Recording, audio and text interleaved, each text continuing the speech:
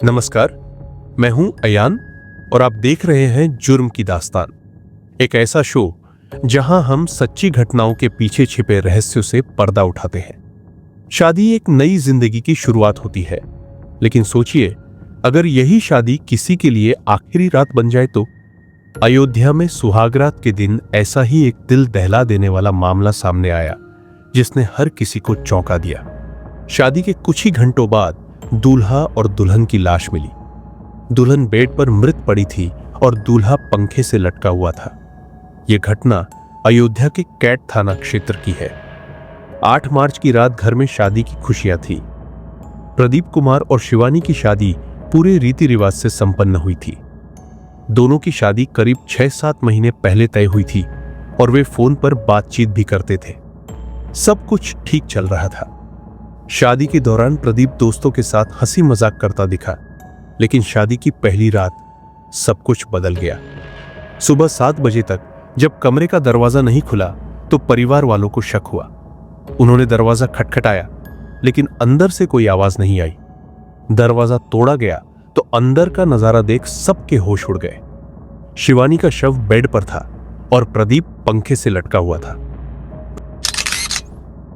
Police ने मामले की जांच शुरू की। सबसे पहले यह देखा गया कि कहीं कमरे में सुसाइड नोट तो नहीं है, लेकिन वहां ऐसा कुछ नहीं मिला। जहर की कोई शीशी भी वहां नहीं थी। हालांकि पुलिस को एक अहम सुराग हाथ लगा। शिवानी के गले पर निशान थे, जिससे साफ था कि उसकी गला घोंटकर हत्या की गई थी।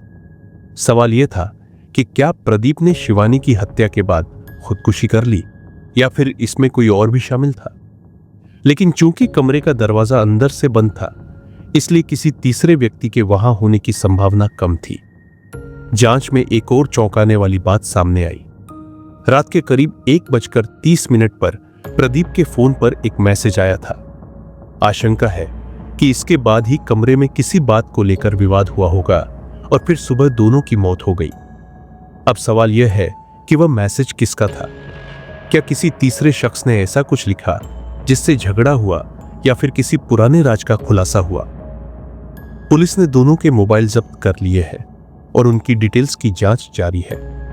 परिवार वालों का कहना है कि शादी से पहले कोई तनाव या अनबन नहीं थी, सब कुछ सामान्य था। लेकिन इस घटना ने हर किसी को झकझोर कर रख दिया है। फिलहाल पुलिस 3 एंगल पर काम कर रही है। पहला, पोस्टमार्टम रिपोर्ट का इंतजार किया जा रहा है, जिससे मौत का सही समय और तरीका पता चल सके। दूसरा, उस मैसेज की पड़ताल की जा रही है जिससे झगड़े की असली वजह सामने आ सके। और तीसरा, कॉल डिटेल्स और चैट हिस्ट्री की जांच की जा रही है ताकि यह पता लगाया जा सके कि कहीं कोई पुराना विवाद तो नहीं था। सबसे बड़ा सवाल यही है कि क्या यह मामला एक मामूली झगड़े का नतीजा था या फिर इसमें कोई और बड़ा राज छुपा है। इस घटना का सच क्या है, यह तो पुलिस की जांच के बाद ही पता चलेगा।